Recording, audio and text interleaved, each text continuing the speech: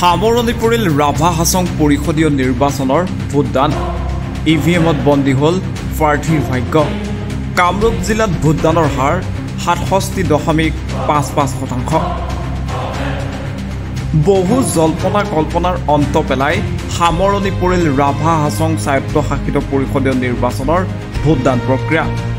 গোৱালপাৰা জিলাৰ লগতে কামৰূপ জিলাৰ অন্তৰ্গত ৰাভা হাছং স্বায়ত্তশাসিত পৰিষদৰ 14টা সমষ্টিত ভোটদান শান্তিপূৰ্ণভাৱে সামৰণি পৰে।